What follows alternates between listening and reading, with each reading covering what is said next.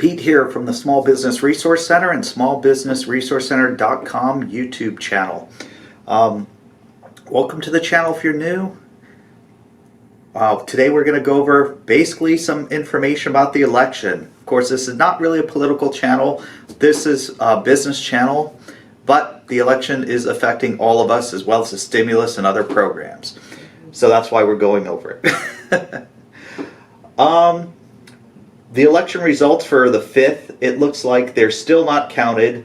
Right now, the live election results on today, which I'll put a link to, says 253 Biden votes, 214 Trump votes. And then, of course, for the Senate, it has 47 Democrats currently winning and 48 Republicans winning. For the House, they're saying 226 Democrats and 209 Republicans.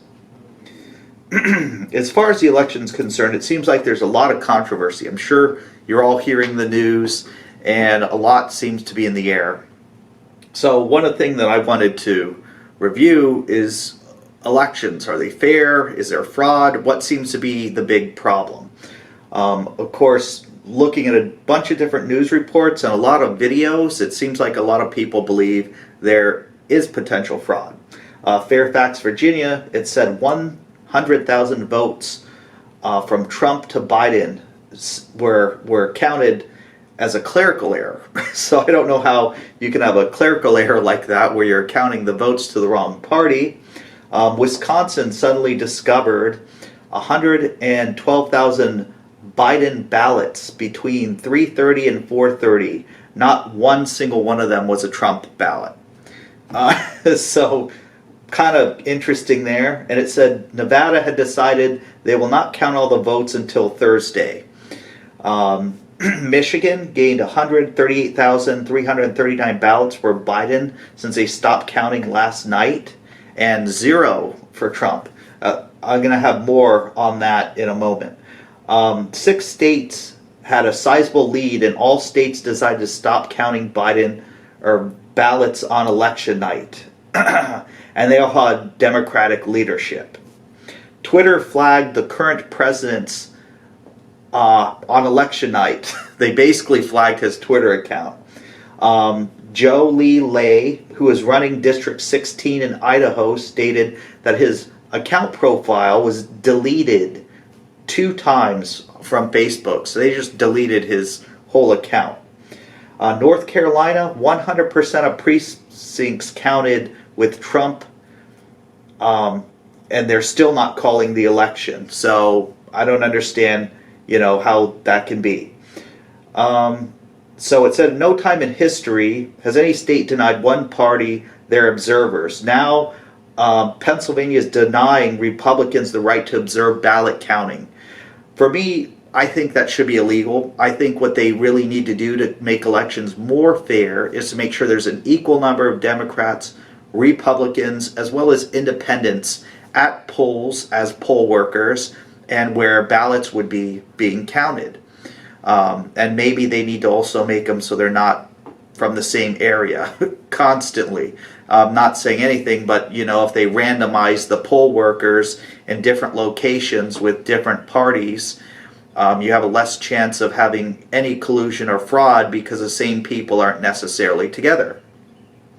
Does that make sense? Is that an easy solution to help eliminate fraud? Probably. I don't know if you have any others, but feel free to comment below and let me know your thoughts. Maybe there's no fraud. If that's what you feel, just comment below and let me know. One other report basically said in Michigan on Interlochen Public Radio, it said 2 Republican votes were counted out of 16 approximate thousand votes. 33 counties use the same software and machines. Sounds kind of suspicious to have that many votes and none of them are being counted for, that 2 versus 16,000 seems pretty suspicious. There was also a video of 2 girls stating poll workers were forcing people to use Sharpies instead of a black ballpoint pen or pencil. I know like some of the older voting machines, if you do not use a black ballpoint pen or pencil, they use those I don't know if they still use them. Keep in mind I graduated high school a long time ago. Standardized tests, black ballpoint pen or a lead pencil. It doesn't count when you put it in the machine. And according to the video with these two women, the poll workers were handing out Sharpies, and they also, when the girl recognized that her vote would not be counted, she had said she needs a ballpoint pen. She said they actually had them, but they were refusing to give her one, and when she tried to use one, they tried to take it out of her hand. So I don't know, and they were trying to force a Sharpie. So is that evidence of election fraud? I don't know. What do you think? So another one, I'm going to show the video right here, so hopefully it'll pop up. I'll edit it in. This was from the news, on the actual news on TV of Lancaster County. Of course, I'm in southeastern Pennsylvania. And it says 108,539 mail-in ballots were requested in Lancaster County. It says 89,681 ballots were collected. But it says they counted 142,584 ballots. So somebody is not doing their job right, or the math isn't wrong. It doesn't make sense. Is this evidence of voter fraud? I don't know. The other question, should a politician be disqualified if they're caught stealing signs? This is a very important question. If people are going to cheat to get into an elected office, if they win, should they be able to keep that office? What do you think? Danny DeVito here, he had posted that somebody stole his election sign right in front of a polling place.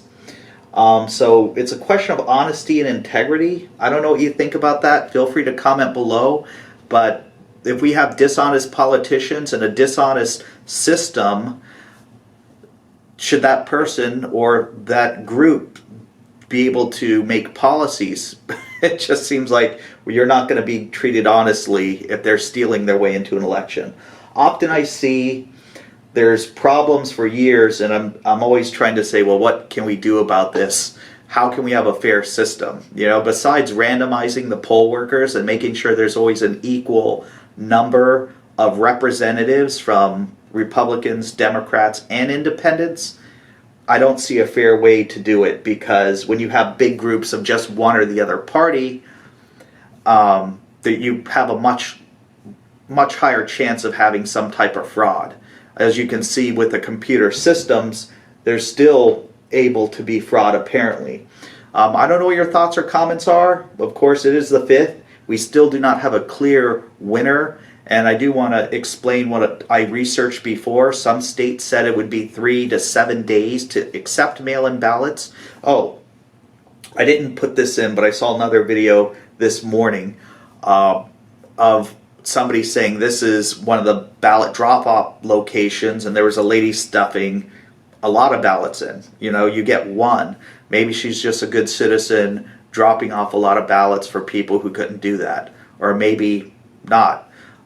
In Pennsylvania, also another thing I forgot. Somebody said they went to the poll and were told that they already sent a mail-in ballot. So there's a way that they record that. And she said, I never requested one, and I definitely didn't fill one in.